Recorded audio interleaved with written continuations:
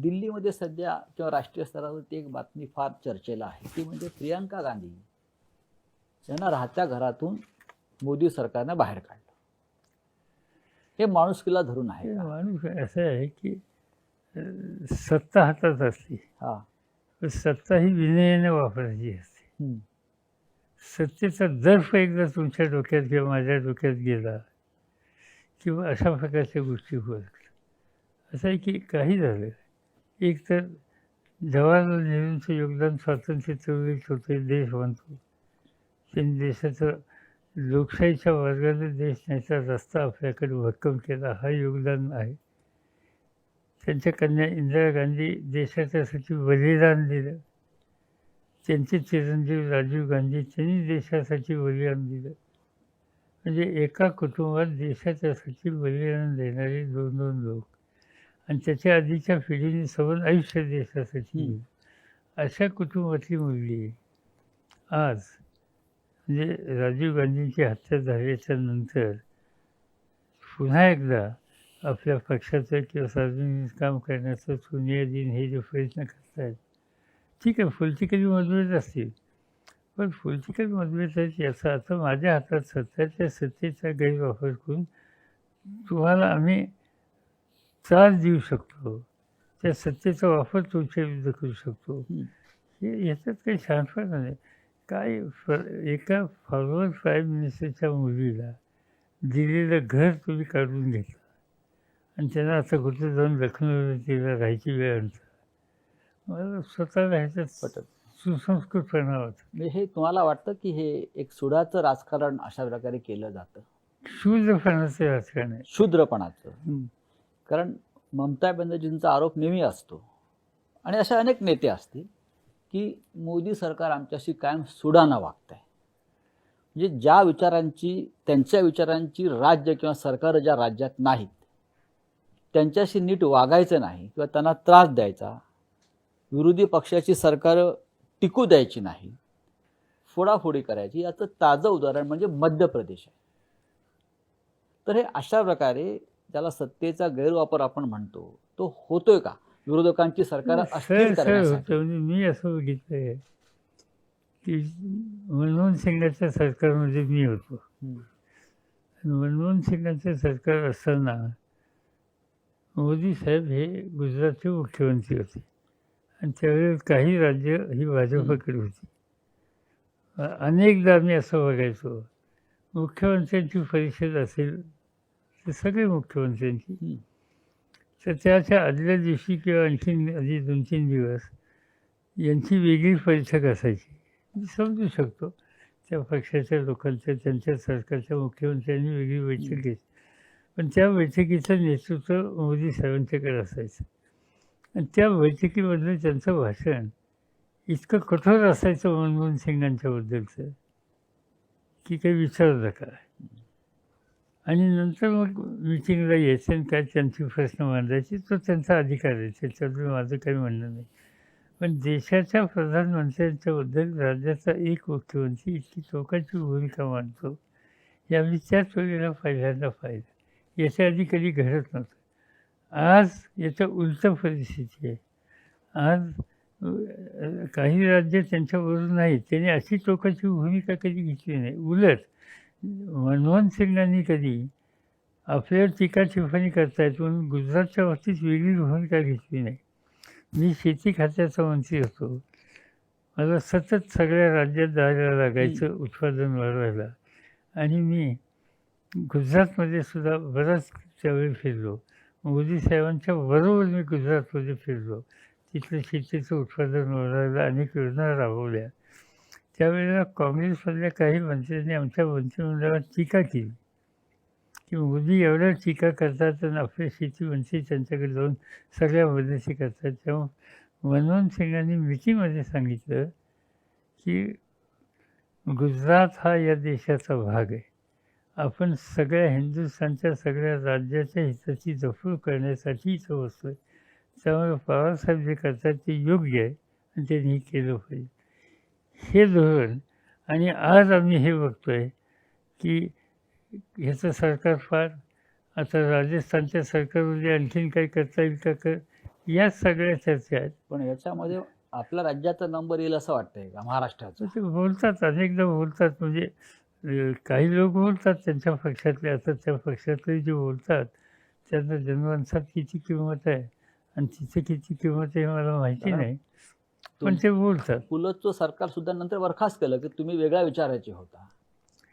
ते इंदिरा गांधींनी सगळी सरकार बरखास्त हा केली हा आणि त्याचं कारण दाखवलं. हम्म, त्याचं काय झालं, त्याच्यानंतर 80ची निवडणूक झाली हम्म. आणि तिथं काँग्रेसची सत्ता सगळीकडे आली. जिथं विरोधी सरकार होती तिथंही काँग्रेसची मेजॉरिटी. म्हणून हा लोकांचा कौल आहे असं सांगून इंदिरा गांधींनी ती सगळी सरकार बरखास्त केली. आज तशी स्थिती नाही आहे. हे ऑपरेशन कमळ काय आहे? ऑपरेशन कमळ याचा अर्थ सरळ सत्तेचा गैरवापर करून लोकांनी निर्वात केलेली सरकारं ही दुबळी करणं, डिस्टॅबिलाईज करणं आणि त्याच्यासाठी केंद्राच्या सत्तेचा पुरेपूर गैरवापर करणं. कारण महाराष्ट्रामध्ये ऑक्टोबर महिन्यामध्ये ऑपरेशन कमळ होईल असं सातत्यानं पसरवलं जात आहे. पहिल्यांदा 3 महिन्यात सांगत होते, हा. नंतर आता 6 महिने झाले. हम्म. आता 6 महिने झाले, त्यानंतर सप्टेंबरचा वायदा आहे. काही लोक ऑक्टोबरचा करतात. माझी खात्री आहे की 5 वर्ष हे सरकार उत्तम रीतीने राज्याचा कारभार करेल आणि काही ऑपरेशन कमळ असो नाही तर आणखीन काय असो याचा काही परिणाम उद्धव ठाकरेंच्या सरकारवर होणार नाही. होणार नाही. देवेंद्र फडणवीस यांनी 2 गंभीर आरोप आपल्यावरती केले मधल्या काळामध्ये, किंवा ते म्हणतात गौप्यस्फोट आहेत. त्यात पहिलं त्यांनी एक जो आरोप केलेला आहे एका मुलाखतीमध्ये अलीकडच्या, की 2014 साली तुम्हाला भाजपबरोबर सरकार बनवायचं होतं. सुरुवातीच्या काळात नाही, तुम्ही पाठिंबा जाहीर केला, त्यानंतर सरकार शिवसेनेबरोबर बांधलं. पण मधल्या काळामध्ये तुम्ही आणि भाजपचे वरिष्ठ नेते हे महाराष्ट्रात सरकार बनवण्यासंदर्भात चर्चा करीत होते असं त्यांनी ठामपणे परवा सांगितलेलं आहे. त्यांनी सांगितलं, माझ्याही वाचनात आलं. गमत अशी एक तर हे त्यावेळेला कुठं होते माहिती नाही. डिसिजन मेकिंग प्रोसेसमध्ये यांचं काय स्थान होतं हे मुख्यमंत्री झाल्यानंतरच लोकांना माहीत झाले. त्याच्या आधी एक विरोधी पक्षातला जागरूक आमदार म्हणून त्यांचा लौकिक होता. पण सबंध राज्याचा किंवा देशातल्या नेतृत्वामध्ये बसून निर्णय घेण्याचा अधिकार त्यांना होता असं मला कधी जाणवलं नाही. ते म्हणतात त्या काळामध्ये, म्हणजे एकदा मी कॉन्शियसली एक स्टेटमेंट केलं, सेना आणि BJPचं सरकार बनू नये म्हणून. माझी पहिल्यापासूनची मनापासूनची इच्छा होती की सेनेने भाजपबरोबर जाऊ नये. पण ते जातील ज्यावेळी दिसलं त्यावेळी मी जाणीवपूर्वक स्टेटमेंट केलं की आम्ही तुम्हाला बाहेरून पाठिंबा देतो. हेतू हा होता की सेना त्यांच्यापासून बाजूला व्हावी. ते घडलं नाही, त्यांनी सरकार चालवलं, त्याच्याबद्दल वाद नाही. पण आमचा हा सतत प्रयत्न होता की BJPच्या हातात सरकार चालवून देणं हे सेनेच्या हिताचं नाही. ज्या दिल्लीची सत्ता त्यांच्या हातात, राज्यातली सत्ता त्यांच्या म्हणजे मुख्यमंत्री त्यांच्या हातात, यामुळं सेना किंवा अन्य पक्षांना ते लोकशाहीमध्ये त्या पक्षाचं काम करण्याचा अधिकार आहे हेच मान्य त्यांना नाही. आणि त्यामुळं ते आज न उद्या या सगळ्यांना निश्चितपणाने धोका देणारच. आणि म्हणून आम्ही ही एक राजकीय चाल होती. बरं, म्हणजे फडणवीस जे सांगतात ते आपल्याला मान्य नाही? अजिबात मान्य नाही. पण आम्ही त्याच्यात हे अंतर वाढावं याच्यासाठी जाणीवपूर्वक पावलं टाकली हे मी कबूल करतो. ते आता अंतर वाढलं.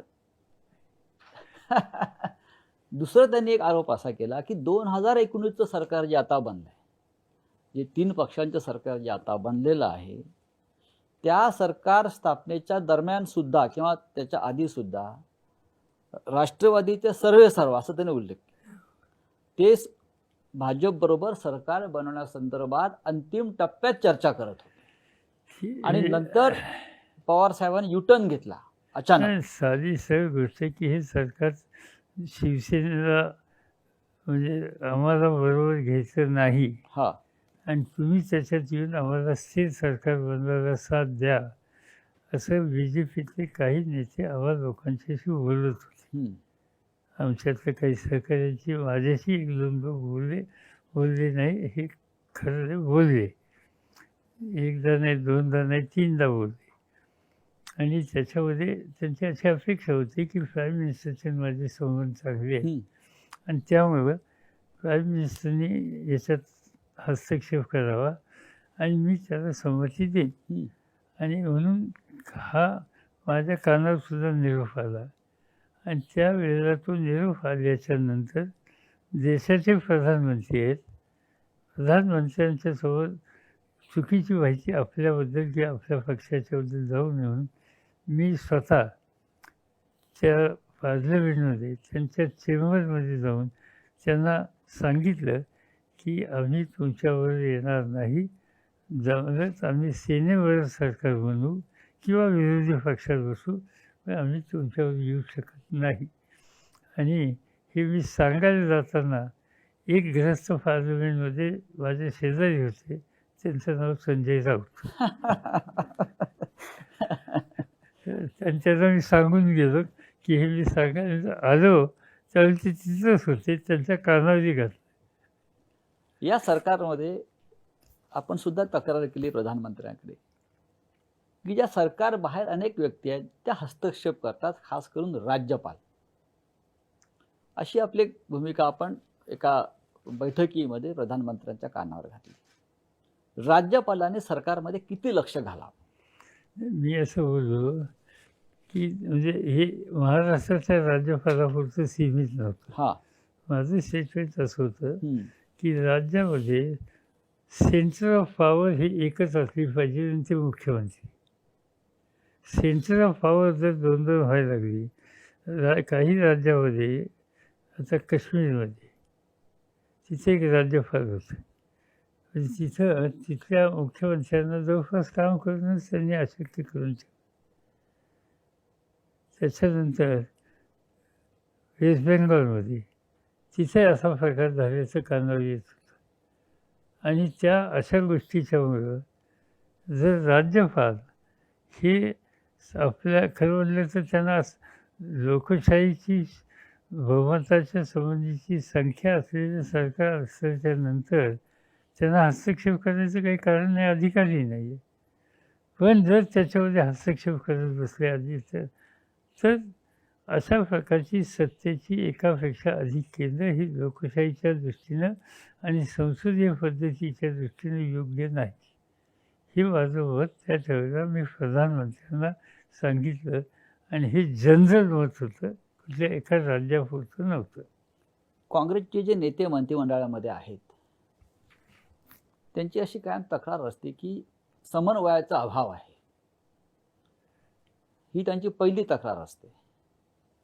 त्यांची दुसरी तक्रार असते की राष्ट्रवादीला झुकतं माप मिळते सरकारमध्ये. माझं स्वतःला म्हणजे एक गोष्ट खरी आहे की म्हणजे उद्धव ठाकरेंची काम करण्याची पद्धत मी जी बघतोय ती आम्हा सगळ्यांच्यापेक्षा वेगळी आहे. आणि त्याचं कारण उद्धव ठाकरेंची कामाची पद्धत ही सेनेच्या कामाची पद्धत आहे. शिवसेनेमध्ये मी अनेक वर्षापासून बघतोय, अगदी शिवसेनेच्या स्थापनापासून आदेश येतो. हो.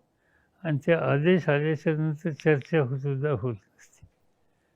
काँग्रेस किंवा राष्ट्रवादी आम्ही ज्या विचारांनी वाढलो आहे, आम्ही वरिष्ठाच्या मताचा आदर करतो, पण वरिष्ठाच्याकडनं आदेशच येतो असं नाही. हो.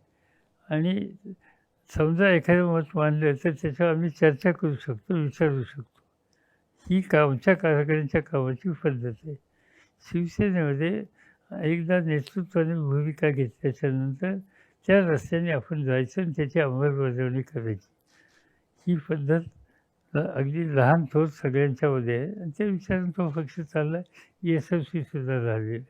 त्याच्याबद्दल माझी तक्रार आहे. पण आम्ही दोघं जण आहोत, आमच्या कामाची पद्धत ही नाही. आणि आत्ताचं जे सरकार आहे ते एकट्याचं नाही आहे, हे तिघांचं आहे. आणि त्यामुळे तिघांच्यामध्ये या दोघांची काही मतं असली तर ती मतं जाणून घेण्याच्या संबंधीची सुद्धा एक आवश्यकता आहे. आणि म्हणून आम्हाला लोकांचा एक सूचना असते, आग्रह असते की आपण डायलॉग ठेवा. लोकशाहीमध्ये संसदीय लोकशाहीमध्ये डाळभाग हा कायम ठेवला पाहिजे. तो डाळभाग ठेवला तर अशी चर्चासुद्धा होणार नाही. कारण ठाकरेंच्या कामाच्या पद्धतीमध्ये आम्हाला काही ऊनच दिसत नाही, फक्त डायलॉग दिसत. संवाद पाहिजे. हं. दुसरं एक साधारण एक सूर आहे अनेक ठिकाणी, जो आपण वाचतो सुद्धा किंवा बोलतात काही मंत्री जाहीरपणे काँग्रेसचे, की प्रशासनामध्ये थोडी अस्वस्थता आहे काही ठिकाणी, किंवा प्रशासनाचा जास्त जोर आहे सरकार चालवण्यामध्ये. त्याला आपण नोकरशाही, बाळासाहेबला नोकरशाही म्हणायची, लालफितशाही, असं आपल्याला जाणवतंय का? नाही, असं कसं आहे माहिती आहे का, हा जो करोनाचा काळ जो होता ना, म्हणजे अजूनही संपला असं नाही, या काळामध्ये हे चॅलेंजेस होतं, आव्हानच होतं. आणि या आव्हानामध्ये बाकीचे सगळे प्रश्न बाजूला ठेवून या करोनाचा सामना करायचा हे आव्हान CMच्या पुढं होतं. आणि त्यामुळे साहजिकच मुख्यमंत्री आणि मुख्य सचिव यांच्यावर ही जबाबदारी जास्त होती. आणि आता आपण एकत्रित रात्रंदिवस प्रयत्न करून या करोनाचं युद्ध जिंकलंच पाहिजे, ही भूमिका आणि त्या सगळ्या भूमिकेला सगळ्यांचा पाठिंबा. आणि त्याच्यामुळं एक तर संवाद किंवा कामाच्या पद्धती या सगळ्या गोष्टीच्यामुळं थोडं थोडं हळूहळू पर्क्युलेट होतं, ही गोष्ट खरी आहे. पण याचा अर्थ ते कायमच राहील असं वाटत नाही. प्रशासन यंत्रणेची आज तिच्या मदत घेतली आणि ती घेण्याची आवश्यकताही होती. पण एकदा ह्या करोनाच्या प्रकरणात आता मनोहर जोशींचं सरकार, तेही मुख्यमंत्री शिवसेनेचेच होते, तेव्हा कधी अशी चर्चा झाली नाही. त्यामुळे मनोहर जोशींच्या काळात सेना आणि भाजप असं, आता सेना आणि भाजपच्या ऐवजी सेना, काँग्रेस, राष्ट्रवादी यांचं सरकार आहे. आणि त्यामुळं मनोहरच्या काळामध्ये ज्या पद्धतीने सरकार चालवलं तसं इथे सरकार चालवलं जाईल. पण आज चॅलेंज आहे ते करोनाचं आहे. महाराष्ट्रामध्ये गेले काही वर्ष सातत्यानं एक सामाजिक प्रश्न संघर्षाचा उभा राहिला, तो म्हणजे जातीय आरक्षणाचा. विशेषतः मराठा समाजाचं आरक्षण आहे, धनगर समाजाचं आरक्षण आहे. हे दोन्ही समाज आरक्षणाच्या मुद्द्यावर एकमेकाच्या विरुद्ध उभे राहिलेले दिसतात. तर ते दोन्ही समाजाला सरकारने आरक्षणाच्या संबंधीची काय जी भूमिका घेतली ती घेतलेली आहे. पाठीमागचं सरकार असो किंवा आजचं सरकार असो, आरक्षण दोघांना दिलेलं आहे, त्याच्यामध्ये काही नाही. प्रश्न फक्त ते आरक्षण टिकवायच्या संबंधीचा प्रश्न आहे. आता ते जे म्हणजे कसं आहे, दोन गोष्टी आहेत. धनगर समाजाचं आरक्षण आहे, धनगर समाजाची मागणी आणखीन 2 पावलं पुढे जाऊन आदिवासीच्या संबंधीची जी भूमिका आहे आरक्षणाची, ती ॲप्लिकेबल करावी. आणि त्याच्यामध्ये कारण एक असं आहे की धनगर समाजातला एक वर्ग असा आहे की तो मेंढरा राखतो. एकदा पावसाळा संपला की तो आपल्या मेंढ्या देशावरनं म्हणजे घाटावरनं कोकणात घेऊन जातो आणि नंतर पाऊस सुरू होण्याच्या आधी परत आपल्या भागामध्ये येतो. म्हणजे हा एक ट्राईब जसा एका गावात दुसरीकडे जातो, त्या पद्धतीनं धनगर समाजातला हा वर्गसुद्धा त्या पद्धतीने वागतो. आणि त्यामुळं एका दृष्टीनं हे आदिवासींचं, कारण तिथं घरदार नसतं, निवारा नसतो, जसं जसं हिरवेपणा खायला मिळेल तसं तसं पुढं जात असतो. आणि त्यामुळं जिथं स्थिरता नाही अशा कुटुंबाच्या संदर्भात आपण ट्रायबलच्या बाबतीत वेगळी भूमिका घेतली, ती भूमिका इथं घेऊन तशाच सवलती इथं दिल्या पाहिजेत, ही मागणी धनगर समाजाची आहे. ती एकदम काही दुर्लक्ष करण्यासारखी नाही. पण त्यांना त्या संबंधीच्या काही सवलती आहेत, त्या आणखीन आदिवासींच्या सारख्या द्याव्यात असं म्हणणं त्यांचं आहे. याच्या उलट आदिवासी समाजातल्या नेतृत्वाचं म्हणणं की आमच्या वाट्यात दुसरं कोणी येऊ नये. आणि त्यामुळे थोडंसं ते एक प्रकारचं अंतर आहे. आता हे एका बाजूचं अंतर असताना मराठा समाजाचा प्रश्न आला. आणि मराठा समाजामध्ये बहुसंख्य लोक जे शेती करतात, नोकरी करतात, शेतमजूर म्हणून काम करणारा वर्ग आहे. महाराष्ट्रातली शेती म्हणलं तर जवळपास 80% शेती ही झिराई शेती आहे. पावसाचा आता यंदा पाऊस चांगला आहे, चांगली गोष्ट आहे. पाऊस नाही पडला तर सवन शेती अर्थव्यवस्था उद्ध्वस्त होते आणि त्याच्यात हा जगणारा वर्ग सवन एकदम तो उद्ध्वस्त होतो. म्हणून या वर्गाला काही सवलती दिल्या पाहिजे ही मागणी होती. काही प्रमाणाच्या सवलती दिल्यात. आता त्या सवलतीच्या विरुद्ध काही लोक कोर्टात गेले. तो मामला सुप्रीम कोर्टात आज उद्या आहे. आता महाराष्ट्र सरकारने, उद्धव ठाकरे सरकारने देशातले उत्तमात उत्तम वकील तिथं आता त्यांनी दिलेत आणि हा जो सरकारचा जो निर्णय आहे तो टिकावा या दृष्टीने ते आता काळजी घेतात. कोर्ट काय ठरवेल ते आपण बघायचं. पण उद्या कोर्टाचा निकाल हा उलटा-सुलटा गेला तर ज्या आता मुलांना सवलती मिळतात शिक्षणातल्या, नोकरीच्या, त्याही जातील ह्याची चिंता आहे आणि त्याच्यामुळं याबद्दलचा एक आग्रह आहे. संपूर्ण देशामध्ये विरोधी पक्ष ला फार जाग आलेली दिसत नाहीये. अनेक प्रश्नावरती विरोधी पक्ष हा विखुरलेला आहे. खरं म्हणजे विरोधी पक्षाची भूमिका लोकशाहीमध्ये फार महत्त्वाची. आपण सुद्धा विरोधी पक्ष नेते होता, राज्यामध्ये होता, पार्लमेंटला आपण विरोधी पक्ष नेते बदाची जबाबदारी सांभाळली. हा विरोधी पक्ष भविष्यामध्ये एकत्र येऊन काही देशासमोर एक चांगलं काम, जसा जनता पक्षाच्या काळामध्ये जनता पक्ष निर्माण झाला आणि एक आव्हान उभं राहिलं होतं, अशी आपल्याला काही शक्यता वाटते का भविष्यामध्ये? मला स्वतःला असं वाटतं की आता एक कोरोनाचं संकट एकदा कमी झालं आणि पार्लमेंट सुरू झालं तर आज देशातल्या विविध राजकीय पक्षाच्या नेत्यांच्यामध्ये एक भावना अशी की आपण एकत्र बसलं पाहिजे. आपण एकत्र बसून एक निश्चित कार्यक्रम करून आज देशवासियांच्या समोर एक पर्याय दिला पाहिजे आणि तो पर्याय देण्याच्या उद्देशी कुवत आजच्या विरोधी पक्षांच्यात त्यांच्या ऐक्यात निश्चित आहे. पण सगळंच लक्ष कोरोनाकडे डायव्हर्ट झाल्यामुळं आज हे काम थांबलेलं आहे. ज्यावेळेला निवडणुका झाल्याच्या नंतर कोरोनाचं संकट येण्याच्या पूर्वी देशातले विरोधी पक्षाचे लोक एकत्र दोनदा बसले, चर्चा केल्या, काही गोष्टी धोरणं ठरवायच्या बाबतीचा विचार केला आणि नंतर सगळं हे चित्र बदललं या रोगामुळे. पण माझी खात्री आहे की एकदा पार्लमेंट सुरू झाल्याच्या नंतर देशातल्या सगळ्या विरोधी पक्षाच्या लोकांना एकत्र करणं याबद्दलची भूमिका घ्यावी लागेल. आपण पुढाकार घेणार आहात का त्यासाठी? माझ्यासारखी व्यक्ती त्याच्यात अधिक लक्ष देईल. मला या बाबतीत कमीपणा नाही कुणाला भेटायला आणि सगळ्यांना भेटून आपण एका विचाराने आज पर्याय देऊ शकलो तर ते देणं ही राष्ट्रीय गरज आहे आणि ती राष्ट्रीय गरज पूर्ण करण्यासाठी कशाची अपेक्षा न करता मी आणि आणखी अनेक आमचे सहकारी या बाबतीत या विचाराचे आहेत आणि त्याची अंमलबजावणी आम्ही सुरू करू. शेवटचा प्रश्न आपल्याला विचारतो. महाराष्ट्रातला विरोधी पक्ष वेगळा आहे आणि राष्ट्रीय स्तरावरचा विरोधी पक्ष वेगळा आहे. आपण महाराष्ट्राच्या विधिमंडळामध्ये विरोधी पक्ष नेता म्हणून काम केलं आहे. महाराष्ट्रातल्या विरोधी पक्षाला फार मोठी परंपरा आहे. नेतृत्व जर आपण पाहिलं विरोधी पक्षाचं या राज्यामध्ये, विधानसभा असेल, विधान परिषद असेल, आजच्या महाराष्ट्रातल्या विरोधी पक्षाला आपण काय सल्ला द्याल?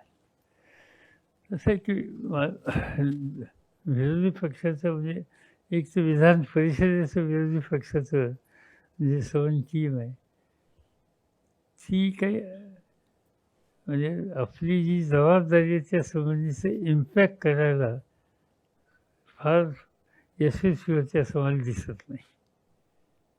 विधानसभेचं चित्र आहे. विधानसभेतले विरोधी पक्ष नेते कमीत कमी फिरतायत, बोलतायत, प्रश्न समजून घ्यायचा प्रयत्न करतायत, काही सांगतात. विरोधी पक्षाचं हे काम आहे बोलणं, टीका टिप्पणी करणं. सत्ताधारी पक्षाच्या धोरणं कुठे चुकत असतील तर त्याबद्दल त्यांचा बोलायचा अधिकार आहे आणि तो लोकशाही ज्यांना मान्य आहे त्यांनी मान्यच केला पाहिजे. पण त्याच्यामध्ये एक अक्कस आहे असं दिसता कामा नये. आज काय या ठिकाणी दिसतं आहे की एकेकाळी आजचे मुख्यमंत्री आणि त्यांचा पक्ष आणि विरोधी पक्षात असलेले लोक हे एकत्रित काम करणारे होते आणि आज ही एकत्रित काम करण्याची भूमिका आजच्या मुख्यमंत्र्यांच्या पक्षाने घेतली नाही. त्यामुळे आपल्या हातातली सत्ता गेली, याचं वैषम्य, याची अस्वस्थता ही विरोधी पक्षाच्या नेत्यांच्याकडून विधानसभेतल्या ही अजिबात गेलेली दिसत नाही. सत्ता येते आणि जाते. लोकांनी दिलेली जबाबदारी समर्थपणानं पार पाडायची असते. ज्या वेळेला सत्ता गेल्याच्या नंतर मी आता मुख्यमंत्री होतो, माझ्या मुख्यमंत्रीपद 80 साली गेल्याच्या नंतर मी विरोधी पक्षाचा नेता झालो. पण व्यक्तिगत माझा अनुभव असा आहे की मला विरोधी पक्षाचा नेता म्हणून काम करण्यात अधिक गंमत येत होती. त्याचं एक समाधान होतं. पण आज काय दिसतंय की विरोधी पक्ष नेता किंवा आज असं म्हणत असेल की मी मुख्यमंत्री असताना मुख्यमंत्रीपद माझं गेलं, त्यासंबंधीचं मला म्हणजे हे डायजेस्ट करायला मला वेळ लागला. म्हणजे सत्तेशिवाय मी चालू शकतो का नाही, असे जे प्रश्न लोक विचारतात त्याला आम्ही चालू शकत नाही असंच अप्रत्यक्षपणाने व्यक्त करण्यासारखं. आणि म्हणून मला स्वतःला असं वाटतं की विरोधी पक्षाच्या नेत्याने आपण सत्ता हा आपला आत्ता रस्ता नाही. आपण कधी काही होत असेल, आज त्याचा यत्किंचित विचार करायचं कारण नाही. आज आपण विरोधी पक्षाचं नेतृत्व करण्याची जबाबदारी लोकांनी आपल्याला दिलेली ती आपण समर्थपणाने पार पाडली पाहिजे. आणि ती पार पाडण्याच्यासाठी पर्यंत कष्ट केले पाहिजे. आणि त्यासाठी सत्ता माझ्याकडे नाही हे मला डायजेस्ट करता येत नाही, विसरता येत नाही, ही भूमिका घेणं हिताची. ठाकरे सरकारचं भविष्य काय? भविष्य हे सरकार 5 वर्ष चांगलं चालू ह्याच्याबद्दल माझ्या मनात शंका नाही. आणि अशी व्यवस्थित आम्ही काळजी घेतली तर पुढच्या निवडणुकासुद्धा एकत्रित लढू.